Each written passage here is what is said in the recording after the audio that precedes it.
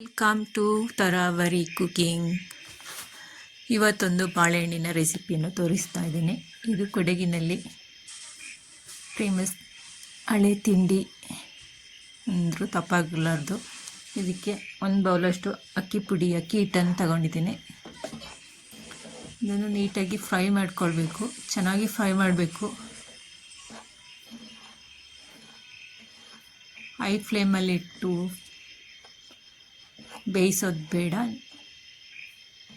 ಸ್ಲಿಮ್ಮಲ್ಲೇ ಇಟ್ಟು ಬೇಯಿಸಬೇಕು ನಿಧಾನಕ್ಕೆ. ಚೆನ್ನಾಗಿ ಬೇಯಬೇಕು ಅಕ್ಕಿ ಹಿಟ್ಟು.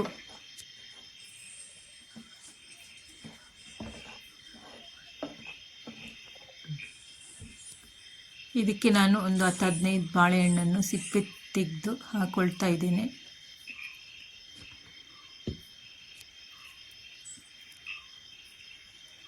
ವಿಡಿಯೋಗೊಂದು ಸಬ್ಸ್ಕ್ರೈಬ್ ಮಾಡಿ,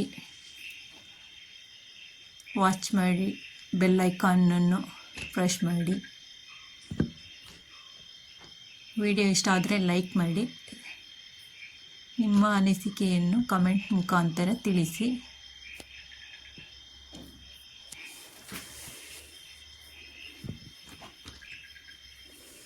ಮನೆಯಲ್ಲಿ ಬಾಳೆಹಣ್ಣು ಜಾಸ್ತಿ ಇದ್ದರೆ ಈ ರೀತಿ ಒಂದು ರೆಸಿಪಿಯನ್ನು ಮಾಡಿ ಮನೆಯಲ್ಲಿ ಎಲ್ಲರಿಗೂ ತುಂಬ ಇಷ್ಟವಾಗುತ್ತೆ. ಸ್ವೀಟ್ ಇಷ್ಟಪಡುವವರು ಇದನ್ನು ಮಾಡಿ, ಮಕ್ಕಳಿಗೂ ಸಹ ಮಾಡಿಕೊಡಿ. 4 ಗಂಟೆ ಸ್ನ್ಯಾಕ್ಸಿಗೆಲ್ಲ ಆಗುತ್ತೆ. ಬಾಳೆಹಣ್ಣೆಲ್ಲ ಸಿಪ್ಪೆ ತೆಗೆದಾದ್ಮೇಲೆ ಚೆನ್ನಾಗಿ ಸ್ಮ್ಯಾಶ್ ಮಾಡಿಕೊಳ್ಬೇಕು. ನೀವು ಮಿಕ್ಸಿಗಾದರೂ ಹಾಕ್ಕೋಬಹುದು, ಸ್ಮ್ಯಾಶ್ ಮಾಡ್ಬೋದು, ಇಲ್ಲಾಂದರೆ ಕೈಯಲ್ಲಿ ಆದರೂ ಸ್ಮ್ಯಾಶ್ ಮಾಡ್ಬೋದು. ಫೈನಲಿ ಬೇರೆ ಒಂದು ಇದಕ್ಕೆ ಟ್ರಾನ್ಸ್ಫರ್ ಮಾಡ್ಕೊಂಡಿದ್ದೀನಿ, ಎಲ್ಲ ಸ್ಮ್ಯಾಶ್ ಆಗಿದ್ದು. ಅದಕ್ಕೆ ಸ್ವಲ್ಪ ಉಪ್ಪನ್ನು ಸೇರಿಸ್ಕೊಳ್ತಾ ಇದ್ದೀನಿ, ಒಂದು 1/4 ಟೀ ಸ್ಪೂನಷ್ಟು. ಒಂದು ಬೌಲಷ್ಟು ತೆಂಗಿನ ತುರಿಯನ್ನು ಸಹ ಸೇರಿಸ್ಕೊಂಡಿದ್ದೇನೆ.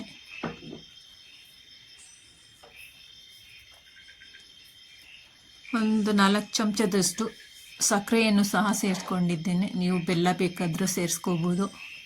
ಬಾಳೆಹಣ್ಣು ಸ್ವೀಟ್ ಇದ್ದರೆ ಬೇಡ. ಚಿಕ್ಕ ಬಾಳೆಹಣ್ಣನ್ನು ತಗೊಂಡಿದ್ದೇನೆ. ಇವಾಗ ಹುರಿದಿರುವಂತಹ ಅಕ್ಕಿ ಹಿಟ್ಟನ್ನು ಸಹ ಇದಕ್ಕೆ ಸೇರಿಸ್ಕೊಳ್ತಾ ಇದ್ದೇನೆ. ಚೆನ್ನಾಗಿ ಮಿಕ್ಸ್ ಮಾಡಬೇಕು. ಏಲಕ್ಕಿ ಪೌಡರ್ ಮತ್ತು ಸ್ವಲ್ಪ ಮೆಂತೆಯನ್ನು ಸಹ ಪೌಡರ್ ಮಾಡಿ ಸೇರಿಸ್ಕೊಳ್ಳುತ್ತೇನೆ. ಸ್ವಲ್ಪ ಫ್ರೈ ಮಾಡಿ ಪುಡಿ ಮಾಡಿ ಸೇರಿಸ್ಕೊಳ್ಬೇಕು. ನೀಟಾಗಿ ಕಲಿಸ್ಬೇಕು ಇದನ್ನು.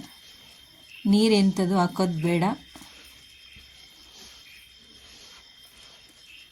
ಸ್ವಲ್ಪ ಹುರಿದಿರುವಂತಹ ಅಕ್ಕಿ ಹಿಟ್ಟನ್ನು ಹಾಕಿ ಸೇರಿಸಿ ಈ ಥರ ಕಲಿಸ್ಕೊಳ್ಬೇಕು.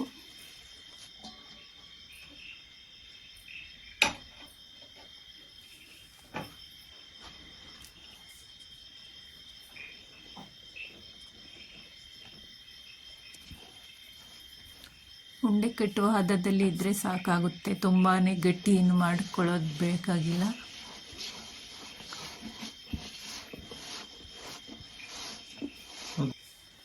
ಅಕ್ಕಿ ಹಿಟ್ಟು ಮತ್ತು ಬಾಳೆಹಣ್ಣು ಚೆನ್ನಾಗಿ ಹೊಂದ್ಕೊಳ್ಬೇಕು. ಇದಕ್ಕೆ 1 ಚಮಚದಷ್ಟು ಎಳ್ಳನ್ನು ಸಹ ಸೇರಿಸ್ಕೊಳ್ತಾ ಇದ್ದೇನೆ.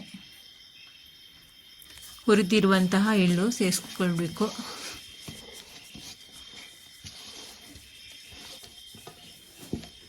ನೀವು ಕಪ್ಪು ಎಳ್ಳಾದರೂ ಸೇರಿಸ್ಕೋಬೋದು, ನಾನು ಬಿಳಿ ಎಳ್ಳನ್ನು ಸೇರಿಸ್ಕೊಂಡಿದ್ದೇನೆ. ಈ ಥರ ಉಂಡೆ ಕಟ್ಟಬೇಕಾಗಬೇಕು, ಆ ಥರ ಕಲಿಸ್ಕೊಳ್ಬೇಕು ಸ್ಮೂತಾಗಿ. ಚಿಕ್ಕ ಉಂಡೆಯಂತೆ ಮಾಡಬೇಕು, ಈ ಥರ ಮಾಡಬೇಕು. ನಾವು ಇದಕ್ಕೆ ಅಡಿಕೆ ಪುಟ್ಟು ಅಂತ ಹೇಳ್ತೀವಿ, ಅಡಿಕೆ ಹಿಟ್ಟು ಅಂತ ಹೇಳ್ತಾರೆ.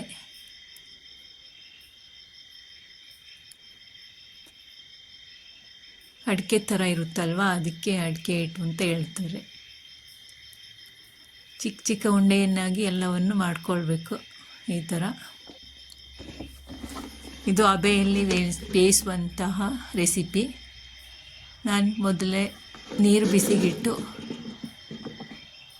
ಆಮೇಲೆ ಒಂದು ಬಾಳೆ ಎಲೆಯನ್ನು ಹಾಕಿ ಅದಕ್ಕೆ ಉಂಡೆ ಮಾಡಿರುವಂತಹ ಹಿಟ್ಟನ್ನೆಲ್ಲ ಹಾಕಿ ಒಂದು 20 ನಿಮಿಷ ಬೇಯಿಸಬೇಕು. ಫೈನಲಿ ಈ ಥರ ರೆಡಿಯಾಗಿದೆ ನಮ್ಮದು ಅಡಿಕೆ ಹಿಟ್ಟು.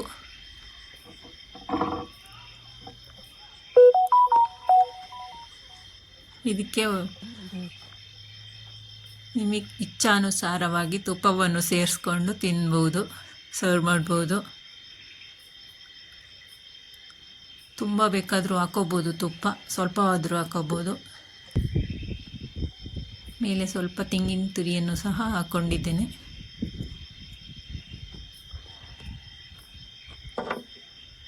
ವಿಡಿಯೋ ವಾಚ್ ಮಾಡಿದ್ದಕ್ಕೆ ಎಲ್ಲರಿಗೂ ಬಾಯ್ ಬಾಯ್.